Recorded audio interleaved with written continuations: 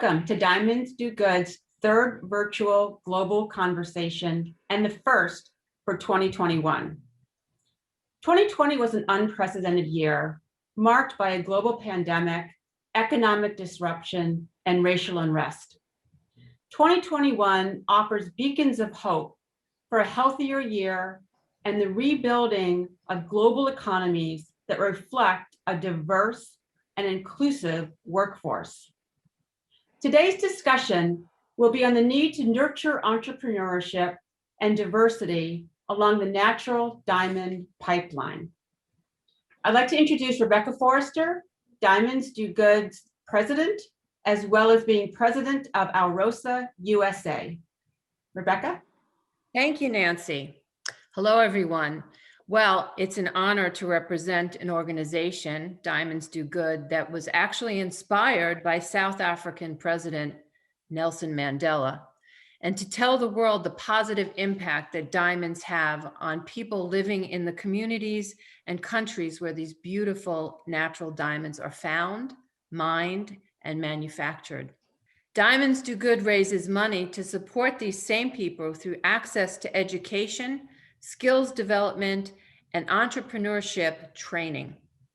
Our consumer confidence enhancing message spins the globe in diamond pipelines from Russia, Africa, and Canada.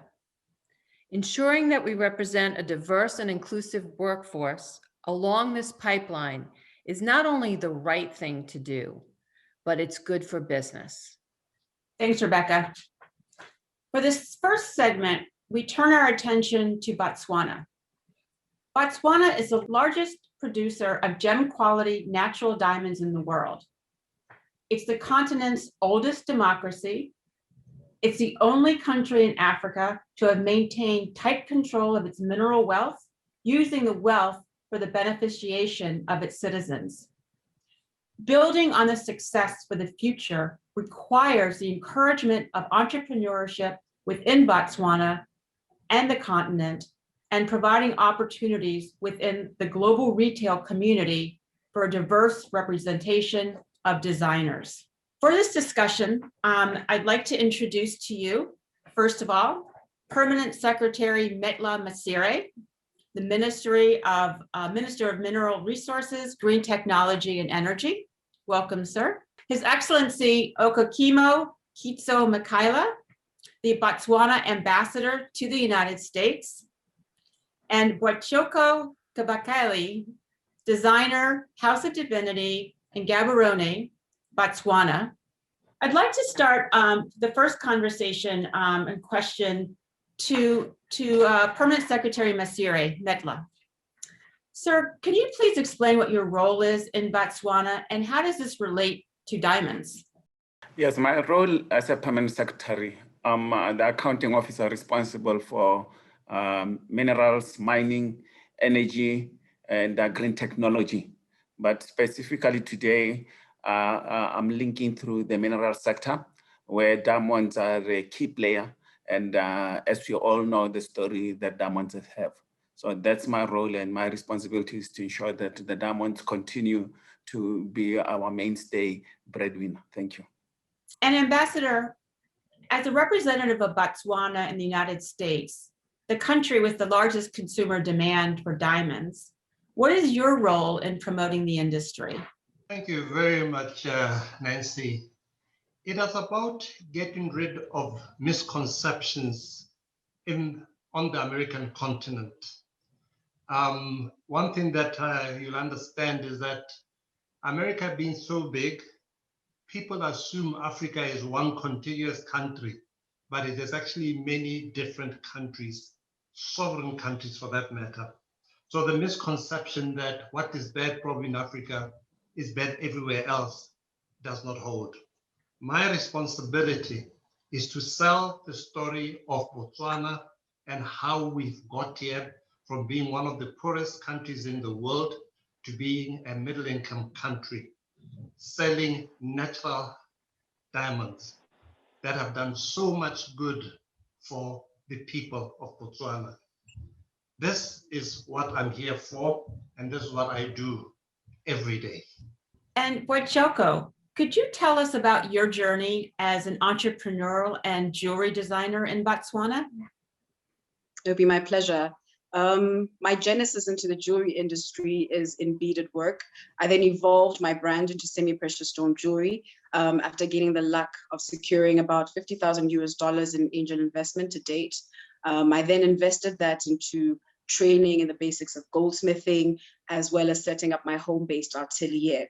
I essentially regard House of Divinity being in its second stage of growth, and I'm really looking forward to evolving it into the fine jewelry industry and therefore start using more precious materials. What are some of the barriers, Joko, that you have faced as an emerging designer? There have been quite a few, a plethora of challenges. At the top of my head, one of the most pressing is the fact that the industry is quite capital intensive. Not everybody has the opportunity to secure angel investments to try and grow their businesses. So we certainly have a need of trying to see how we can break down those barriers when it comes to the capital intensiveness of the industry. I really also feel as though as African designers, we have been operating in silos, and there has been this reemergence of a powerful spirit of understanding the power of togetherness. So I feel like those jewelers who we have identified on the continent who have that spirit of togetherness must be identified and nurtured in one way or another. And either ambassador or permanent secretary, how would you characterize the journey history of entrepreneurship in Botswana since independence? I think it's been a difficult one, as Toko was saying. The diamond industry is a very capital intensive industry, and it needs people to come together to help each other go forward. But I think also the issue of education. You know, one thing I learned from traveling to India was how over time they have perfected these skills to be so efficient about creating quickly the best of the best pieces. And I think it's a journey that where you have a volume of people doing the same thing, the best percolate upwards, and then it becomes the mainstay. And it's one thing that I think for Botswana is something that we should do. Go back to Botchoko for a second. What do you say are the main inhibitors to youth participation in business within the jewelry sector in Botswana? Well, I believe Ambassador said it quite succinctly when he touched on the issue of education. The government of Botswana has done exceedingly well in investing in institutions that technically train jewelers. However, there is a need to facilitate perhaps internships or apprenticeships that can augment the skills and the crafts of these jewelers who are leaving these institutions. So I believe that one of the main perhaps inhibitors to the talented people that we have in the country really shining, not only on the continental trade stage, but on the international one as well, is facilitating apprenticeships with master jewelers, master setters at really established and luxury brands. And I have a lot that I could list, like your Cartier, your Chopard in particular, who have done stunningly from a sustainability perspective. Permanent Secretary, how would you respond to this? What are some, I know, beneficiation is always utmost on the mind in Botswana. And is there something within, the next year or so that can accommodate making these linkages to help? Yes, I think we've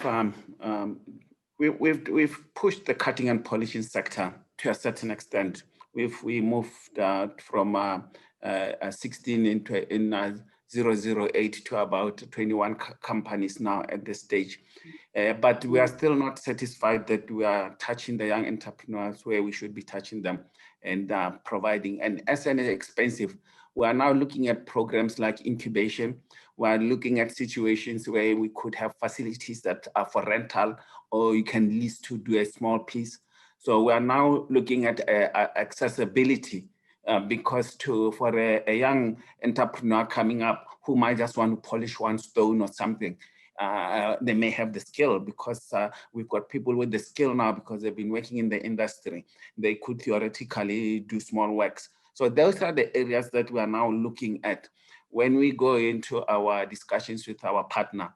as we are negotiating, one of the things we'll be talking to is to see how we make beneficiation more meaningful going forward. And we do have a beneficiation strategy that we developed, which we're about to launch. And one of the key areas we are looking at is exactly how we can make citizens more actively participating in that industry, given the capital intensive without free handout. So how can we build that into it? Thank you. Ambassador, do you feel that there's enough being done to ensure a balance of diversity is represented in the jewelry sector in Africa? And what more can we do to keep the sector vibrant and relevant to young people? Enough, no, not enough is being done, but opportunity exists. And I think I want to echo Choko's words. Africa needs to come together to work together in the common interest.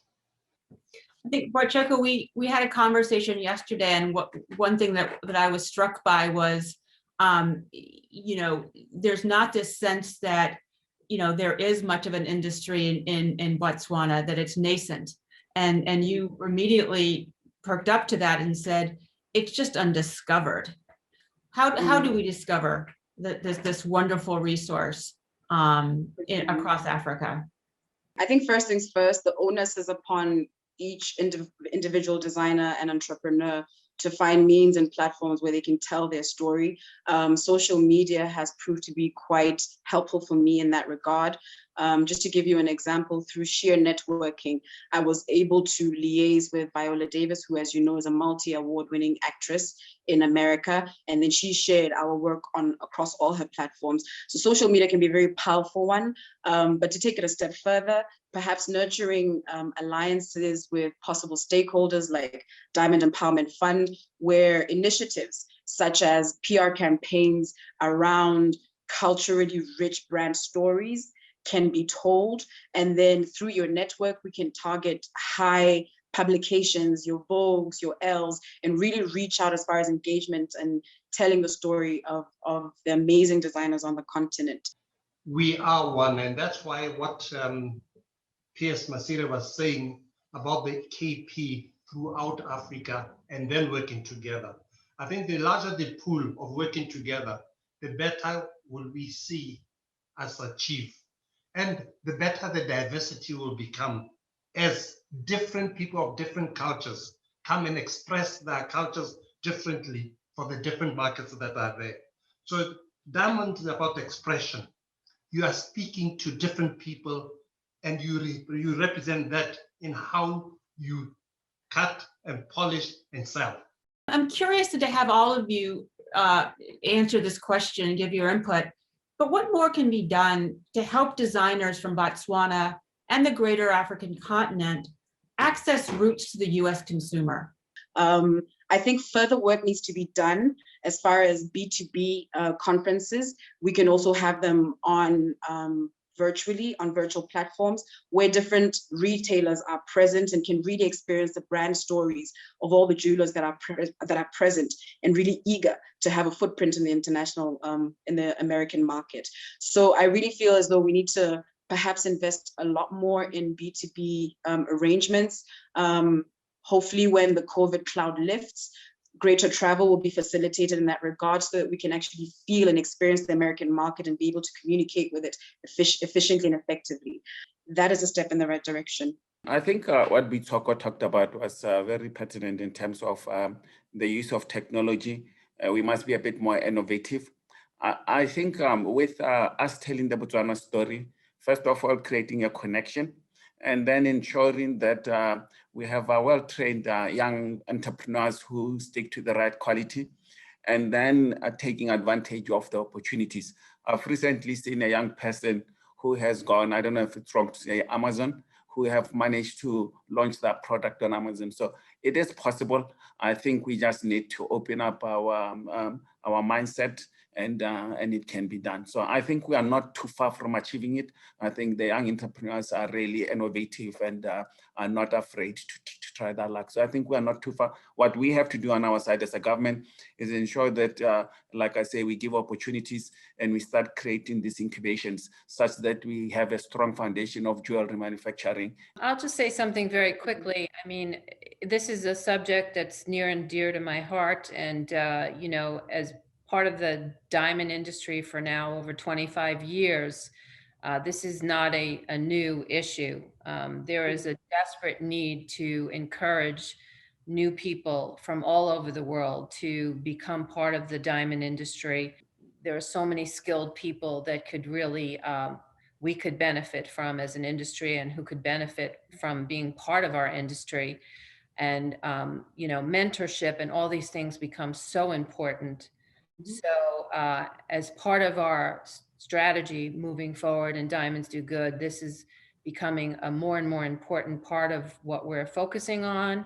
And you'll hear more about that in terms of some programming that we're looking to develop this year, because it's critical that we really capture this new talent and give them the opportunities and the resources that they need.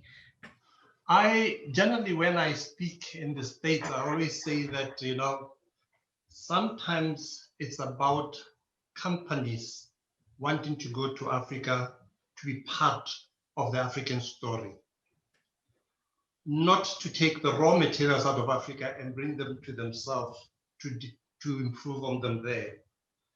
And I say this in the context of democracy, good governance, and all these issues that sometimes are looked down on in Africa.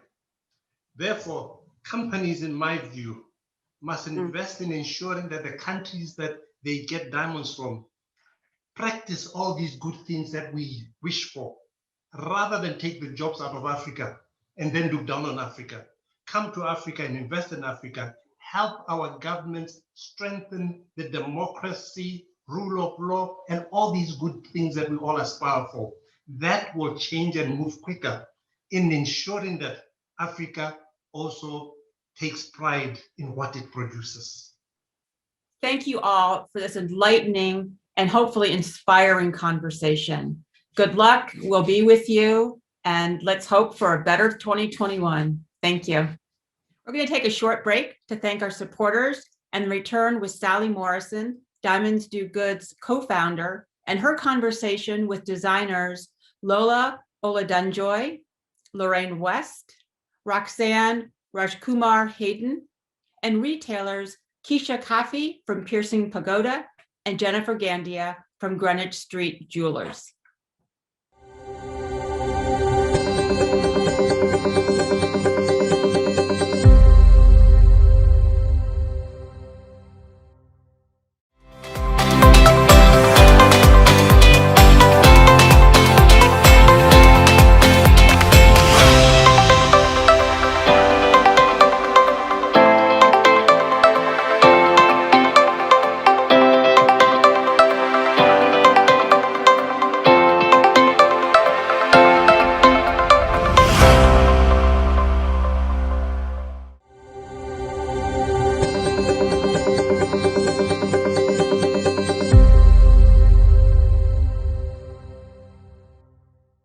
Hello, and thanks so much for tuning in to this important discussion about nurturing diversity within the jewelry industry. Joining us today to share their insights and their ideas are 5 very different women, but linked very much by their deep experience in the sector and their hard-won success. So let's get right into it and introduce the panel. Jennifer Gandia is co-owner of Greenwich Street Jewelers in New York City. A graduate of FIT, she worked in fashion and cosmetics before entering the jewelry business of her family with the mission of innovation and curation. Today, she enthusiastically champions the work of distinctive independent designers. Welcome, Jennifer. Keisha Kafi is the SVP and General Manager of Piercing Pagoda. She began her career in Federated Stores Executive Trainee Program and subsequently held leadership roles at Saks Fifth Avenue, Ann Taylor, and Gap Inc. She joined Signet Group in 2013 and has been general manager of Piercing Pagoda since 2017. Hi, Keisha. Lola Aladanjoy is the founder and designer of small batch fine jewelry company Lola Fenhurst.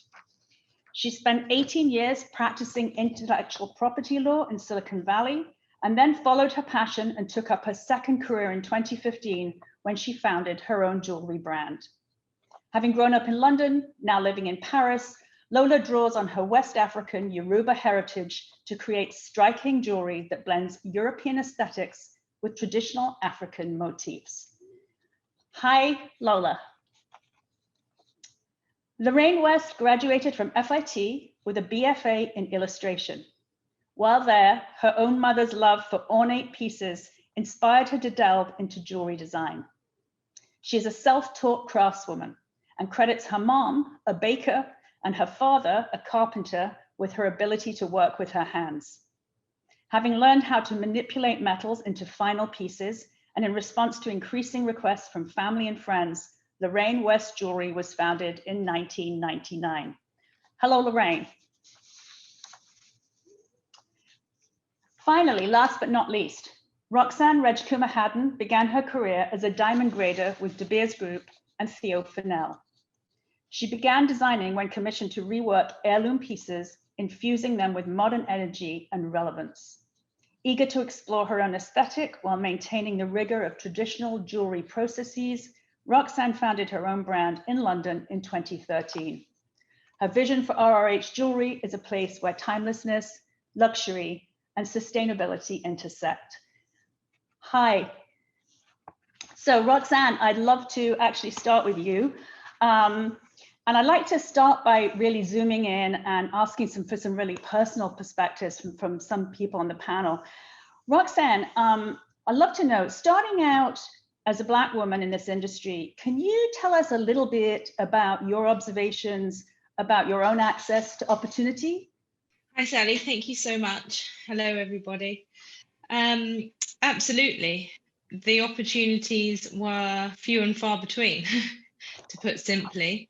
Unfortunately, it wasn't a straightforward process to get into the industry. I know it's very difficult for everybody to get into the industry. Especially in fine jewelry, it's quite a tight-knit circuit. But particularly if you're a Black woman, I would say it's nearly impossible. There are so many doors shut in your face. There are so many barriers and hurdles that you have to overcome just purely from the color of my skin and how I look. And it took me years and years to realize that that was the case. And it's quite sad, really, because I studied with the GIA, I studied with De Beers, and I have all the right qualifications, and I'm also a silver and goldsmith. So technically I tick all the boxes, but there was something that was just holding me back for many years. And I sort of realized maybe 10 years into the industry what it was, because it was the same thing happening over and over again. So yes, it's very difficult. I'm curious, Lorraine, you grew up and started your business in New York City. How was your experience, similar or different when you were trying to break in? Yes, it is. It was very similar. My experience was disheartening on many levels, because as my craft grew and my passion and love and wanting to elevate myself as an individual and as a brand, I started to seek employment from other brands that existed, brands that I loved. And there were times that I would be able to get an interview with the founder of the brand that I admired and, wanted to be a part of their organization, right? And the doors never opened. Like, I didn't get one door open, The most doors that have been opening happened back in June, So it has been very disappointing on many levels. However, I believe that those moments fueled me to push forward even more. I'd love to ask, Roxanne's talking about, and I think you're talking about getting hired, right? Getting it hired within a job in the industry. In terms of beginning your own brands, what about things like, either of you, what about things like access to materials, access to credit? I mean, are those issues too? Absolutely. For me, I think the access to materials has been pretty much impossible for like Lorenzo's up until June. And it's quite funny because there are the resources there, so it's just not available to me. And quite often I would go into suppliers, and I'd be at the beginning of my career when I first started my brand, I would go into suppliers and they would think that I was, you know, not able to make purchases, and I was stealing. That's how it felt. Security guards would keep an eye on what I was doing, and if I asked for an account or to have something on AppRo, I was never allowed. It was only until actually for maybe 2 or 3 years ago that an old colleague from De Beers came in to a diamond supplier that I was working with, and he said, "Oh, hi, I know you. I've known you." You know, he knew me when I was 19. He knew me at the beginning of my career. And if it wasn't for him vouching for me, I don't think I would have ever been able to get anything on AppRo. Now pretty much because he vouched for me, I can, but otherwise it's been impossible. And I've been in the industry for 15 years, and I've always paid invoices on time, and I've always paying money up front. But sometimes, for example, if you're building a collection, it's really important to have things on AppRo because you haven't sold the collection yet. In my situation, and it's just literally been, they haven't even looked at my accounts or looked at, trying to get people to vouch for me. It's just been no, and that's really disappointing. I'd love to ask you, Lola, actually, how about getting into store once you've managed begged, borrowed, stolen, whatever materials to get together a mini collection? Can you talk a little bit about your own experience of getting into store in Paris? Yes, certainly. So I found Paris isn't any different from any other major market. It's a small club, it's a closed club. And it was very difficult. And I went from store to store to store. I got here in 2017, and just shortly after I arrived, Colette, the big concept store, closed for good. And a friend of mine was saying, that's where you should be. It's a pity that they've closed, but I know a couple of the guys from there have started up their own little boutique, and they've got the full support of Colette and Sarah. You should go talk to them. So I went and found them. They were on Rue Cambon, across from the Chanel flagship. And I went in, and just so happened that we actually got along, and they're now my exclusive retailer in Paris. But it was that was after a lack of interest. And I think the thing that struck me the most was how difficult it was to get the attention of the big stores, like the Printemps, the Galeries Lafayette, the Bon Marchés. Those people, it's not those stores, which is where everybody wants to be. That is completely impossible, because it takes a long time to even get the names of the people who make the decisions. And once you do get those names and you approach them, there's nothing. There's no response whatsoever. So I still haven't had any success in those big established stores, but luckily I'm in this one small concept store that has a very, very discerning and strong clientele. So I'm happy about that.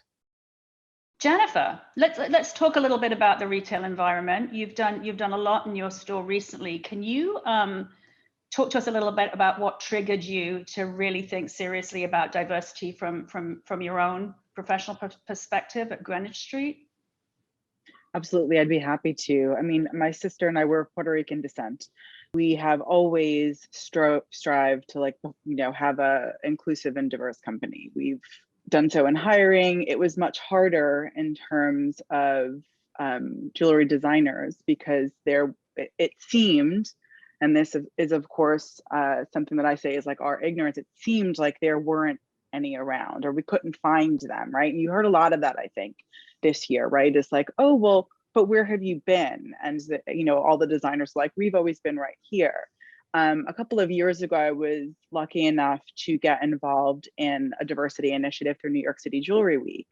And it was very eye-opening for me, because I really learned that there are, not only are the designers there, but what I found when I started to ask all of them questions and, showed interest in lines, Lorraine and I had a long conversation about this, was, what I noticed is that many of them were designing in not fine materials. So, brass or vermeil. And I asked them, were they planning fine jewelry collections? And what I quickly realized was that there was a lack of access. They all told me the same story. And, it really made me think as a retailer and as a member of the industry, like, what are we doing really to help foster diverse talent in the industry, period. And, I continued to work with this initiative over the past couple of years. And, where, obviously we know now of, so many more designers and fine jewelry designers and designers who want to transition into fine. And, personally, from our perspective, we have chosen to take a slow and mindful approach to working with new designers, to bringing them into the store, so that way we can help them in whatever way they might need to really build strong collections that they can then take out, beyond our store as well. But rather than trying to pack our store with a bunch of designers just because of, the current climate, we really wanted to make sure that we were working with people who we could ensure a good business with for both of our parts. And I think that in some cases, when you're dealing with designers who come from very different, backgrounds and have had much more access, there are just different considerations. And I guess my point is just being considerate, really, really working with our designers to ensure their success, really. I'm sort of super interested about how we could think of these issues in a practical way, all these issues in a practical way at scale. So I guess we need to turn to you, Keisha, because you're the one who's really, really working at scale, the mighty Signet. Could you talk to us a little bit about how you've approached this at Piercing Pagoda and the kinds of success you've had? Absolutely. So thank you, Sally. From my perspective, so Piercing Pagoda is a kiosk in the middle of the mall. We have 525 locations across the United States, and we are oriented in piercings, though, as well as entry-level fine jewelry.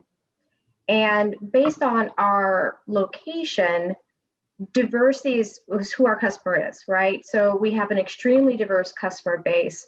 And so for years, it's been important that we hired people that look like the customers that come to our kiosk day in and day out. And that crosses gender, race, sexuality, right? Body size, all of those things embody diversity. And then about a year and a half ago, we launched a marketing campaign called Be More You. And it's a celebration of self, celebration of whoever you are in the moment. And we saw an immediate response from our customer, but more importantly, we saw a response from our team members who were in store. And they responded because they saw themselves in the marketing materials. And you get a happier team member, you get happier consumers. And so we saw improved traffic from this. And, the other day, without us prompting it, we saw an article appeared in popsugar.com. And it was about a young woman who was in the mall and saw one of our marketing signs. And it was a woman who looked like her, and she happened to be a Black woman. And because of that representation, she decided to be pierced with us that day. Stories like that make me proud, right? That's what we're about. Yes, we sell jewelry, but more importantly for me, we celebrate diversity and we celebrate inclusion, and we want both our customers to understand that as well as our team members in store. This month, for Black History Month, we launched empowerment charms. And so they are in response to all that happened this past summer, and in support of the Black Lives Matter movement.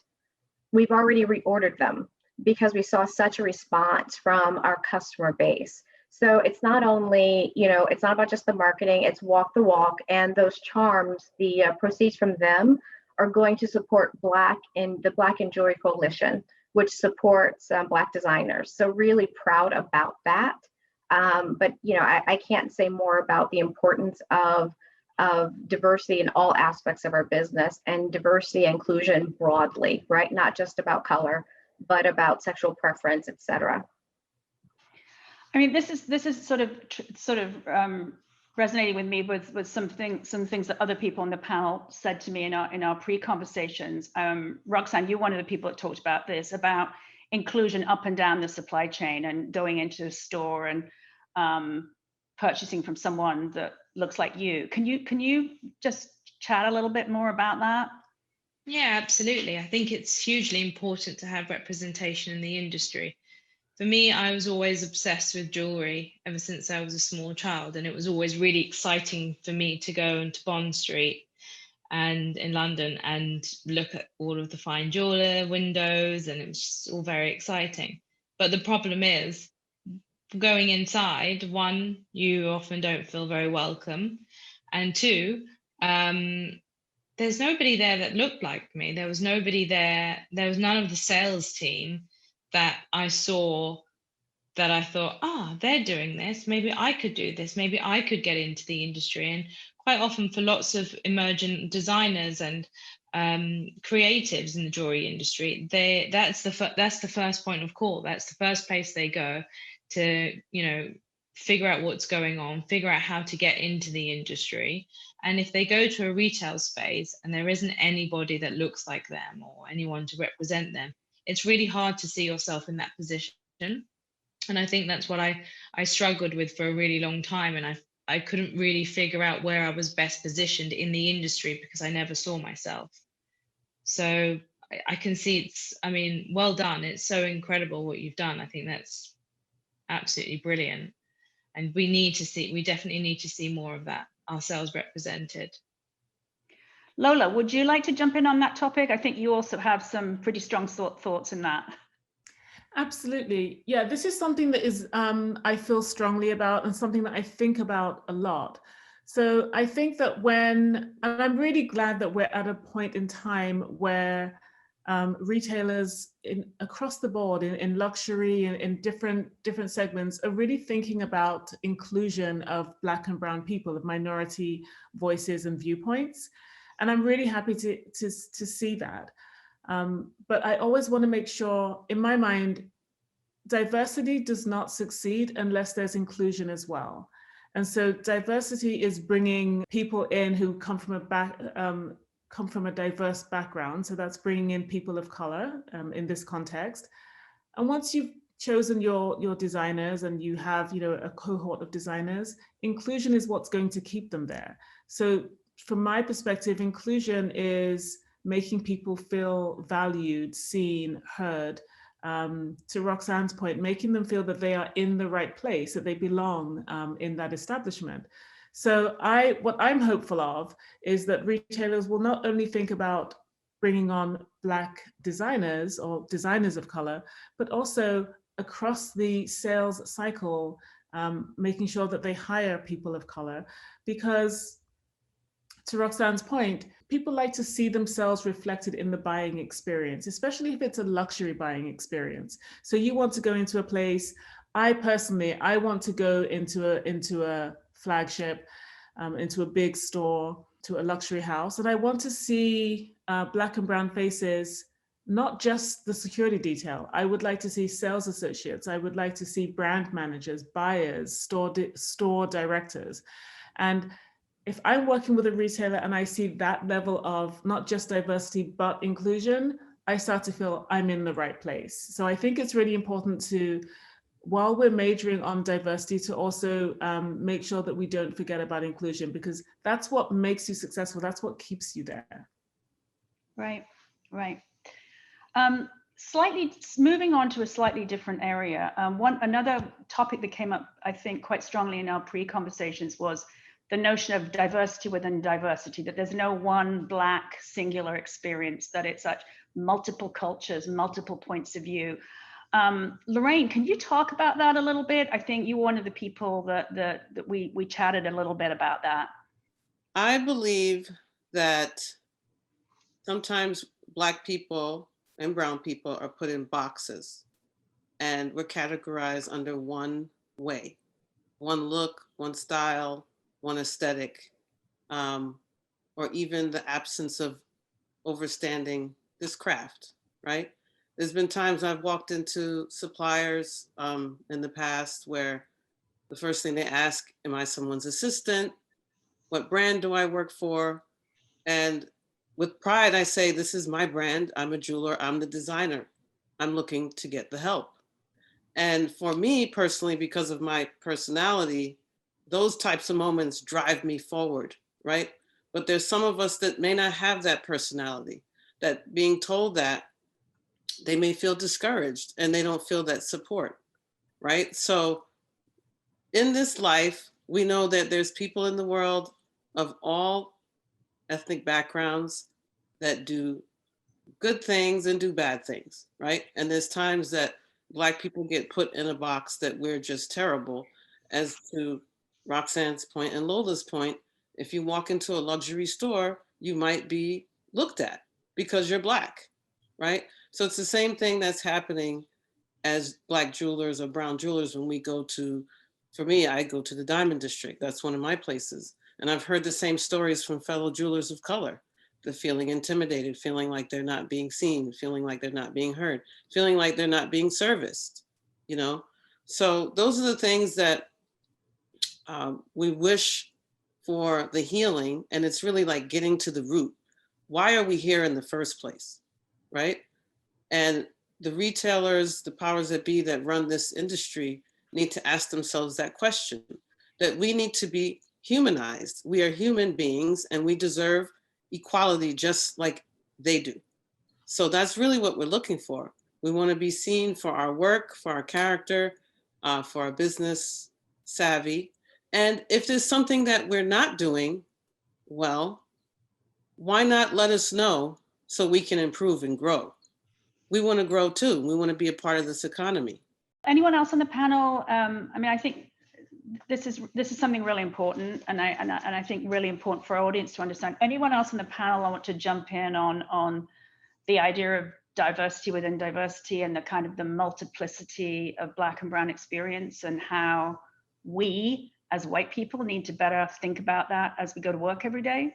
So it's a really important point, and we see it in so many different industries. I was watching a TED talk a little while ago by Chimamanda Adichie, who just happens to be a fellow Nigerian. And the TED talk was called The Danger of the Single Story. And she was describing the challenges that she has working within publishing as a Black author. Publishing is probably even more exclusive than fine jewelry. It's completely run by white men. And there are very few houses at the top. And so she was faced with, oh, we've got this incredibly brilliant talent. We've checked off the diversity box, and she speaks for all people of color. And she really doesn't. Even within Nigeria, you have ethnic groups that see things differently, that are going to bring a different viewpoint. There is diversity within diversity that absolutely needs to be recognized, because I think what we are is creatives. We're artists, and we bring our traditions and our backgrounds and our ethnicities. We bring them into the work. So, work done by a West African, done by a North African, East African, African American, Caribbean, Black British, you're going to see different things. So if people are thinking that once you identify and champion one designer of color, you've got the Black viewpoint, you haven't got the Black viewpoint, you have got one within a multiplicity of voices. And the thing is, you're missing out on all of the others. And those others represent an economic opportunity, because people in this moment are looking to hear Black voices. They're looking for the spectrum though. They're not looking for the one homogenous voice that represents all things Black and brown. So I think that's something that people, retailers, people who are in a position to make those decisions should be mindful of. I think that's a really good point. Jennifer, do you feel that diversity and inclusion has been good for business? That's a really good question. You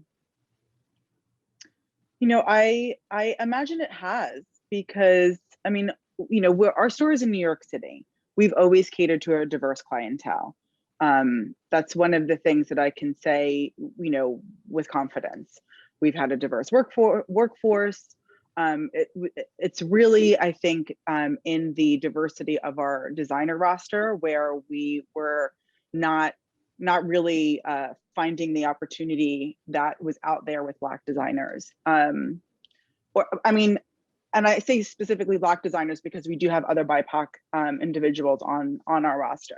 You know, like I said, we sort of started adding Black designers in a slow fashion, and so much that we can be mindful about it. Not because we don't believe that there is not a you know, diversity within that category, but because we definitely want to be able to bring them on and have them have success, rather than just trying to fill a roster. I absolutely believe we've gotten lots of feedback. You know, our marketing has always been diverse. Keisha, how about from your perspective? Do you, I mean, I have read lots of places that, for example, adding women to the board of Fortune 500 companies has improved the outcome, the business outcomes of those companies, because more points of view lead to a better business outcome. I have to believe that if you apply that thinking to people of color, people of different gender affinities, etc., that is the case too. But Keisha, what's your thought about that? You've run a program, a big program that has very consciously tried to reflect inclusivity all the way through. Tell us a little bit about that. It's absolutely good for business. And I think from what everyone has already stated, it does start, it needs to be up and down the supply chain. So, you know, I am of an older generation at this point in time. And so it's important that, you know, the people that work for me are, you know, diverse in ages, diverse in race, diverse in where they've come from. Because with those different conversations, you end up with better results, right? We can challenge each other by questioning some of our own biases, and you always land in a different place. As it relates to, you know, from a consumer standpoint, one of the things I think we all need to consider it and remember is that Gen Z and Millennial control a lot of the purse strings today. Gen Z, 48% of them identify as being diverse in some way, shape, or form.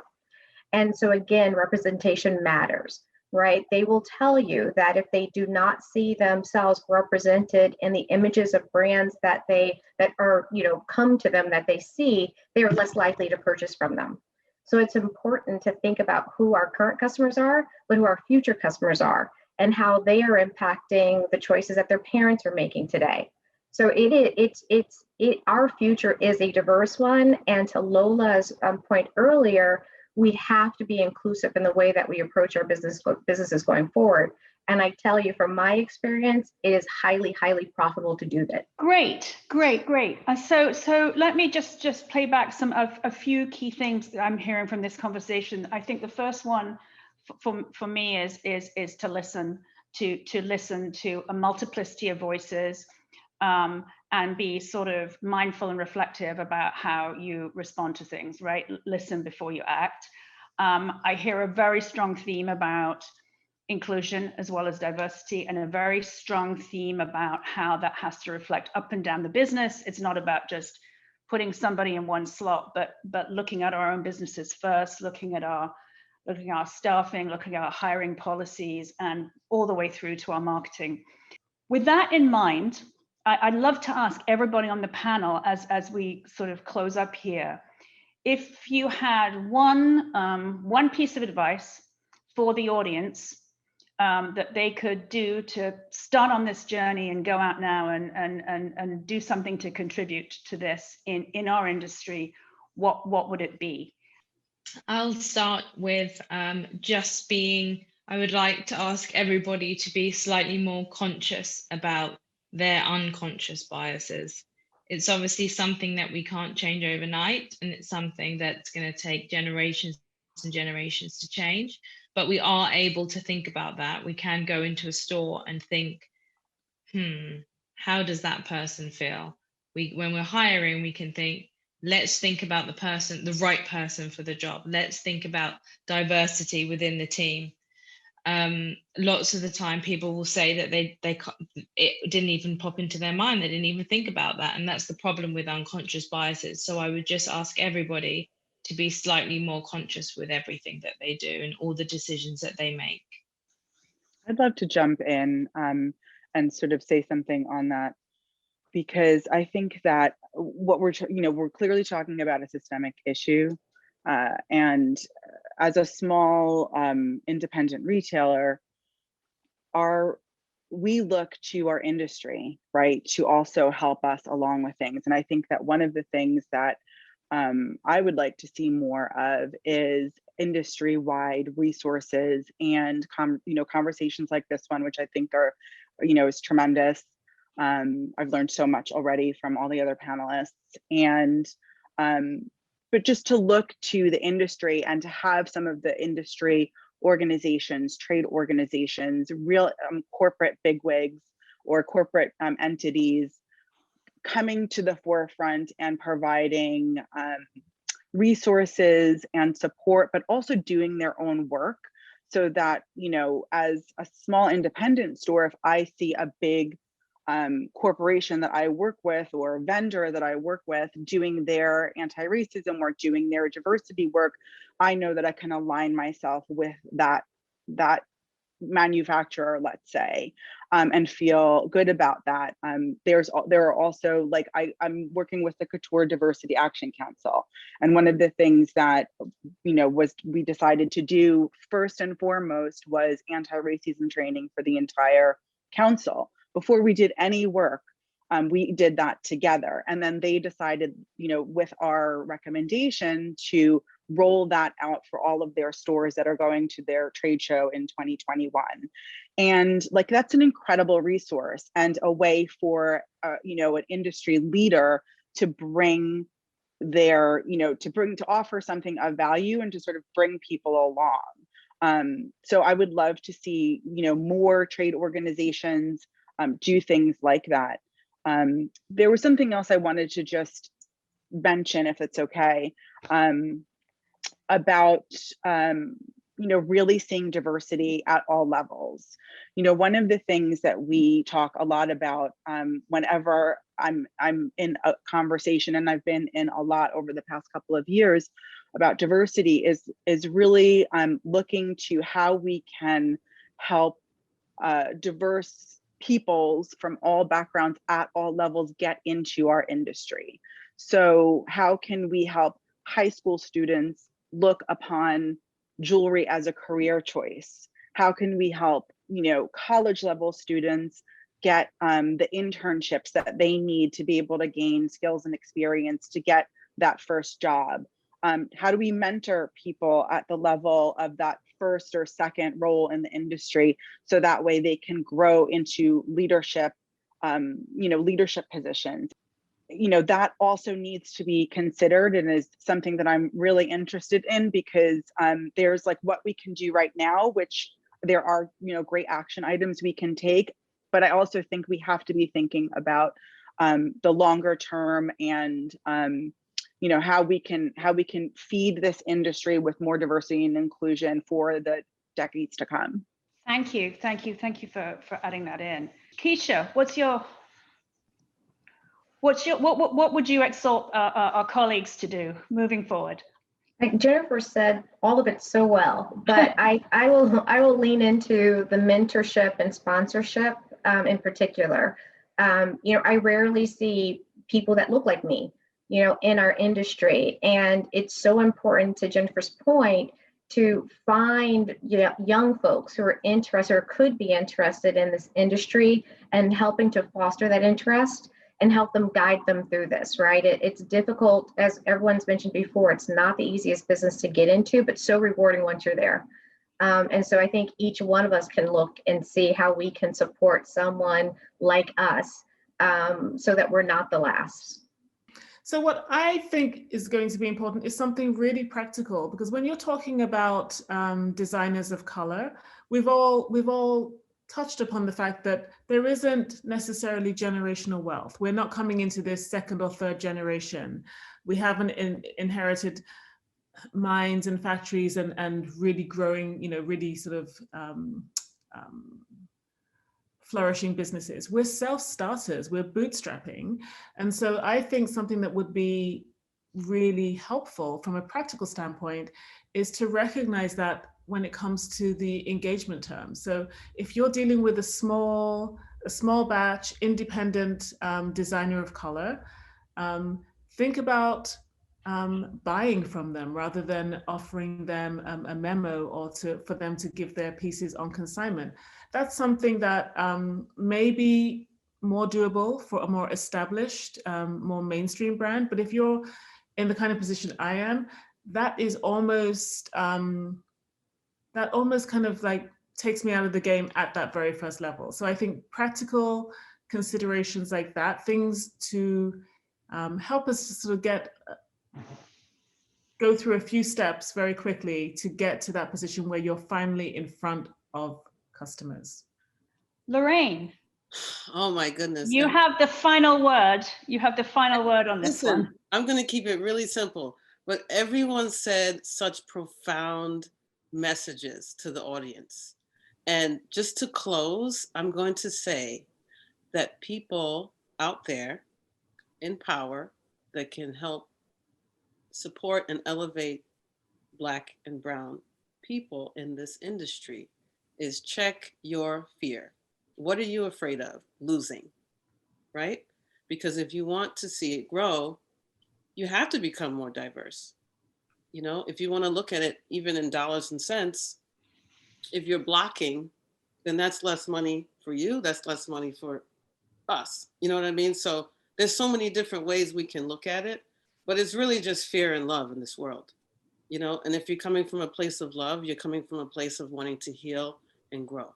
And whatever your blind spot is, if you can't see it for yourself, then go seek it somewhere else, to help give you that mindfulness. Thank you so much. I can't think of a better way to end. Thank you everybody on the panel for joining. You've been fantastic. And I've learned a lot, and I'm sure everybody listening in has learned a lot too. So thank you so much for being part of it, and we'll see you all next time. I'm Dr. Benjamin F. Chavis Jr., co-founder of Diamonds Do Good. Encouraging a more diverse, inclusive, and representative industry is not just a goal, it is an imperative for the future and sustainability of so many people who derive their livelihoods all along the pipeline. These beautiful gems give joy to those who will pass them down from generation to generation. With this imperative in mind, Diamonds Do Good is proud to announce the 2021 Diversity Scholarship Grants to be used for diplomas in GIA's Graduate Diamonds Program. For more details, visit diamondsdogood.org. Next month, we will launch a design competition highlighting the Black, Indigenous, people of color community to create the next iconic bracelet that defines Diamonds Do Good's mission. The theme of this contest will be growth, unity, and equality. Thanks to all of the participants contributing to this important conversation today. And to you, we especially thank you for listening and for taking action.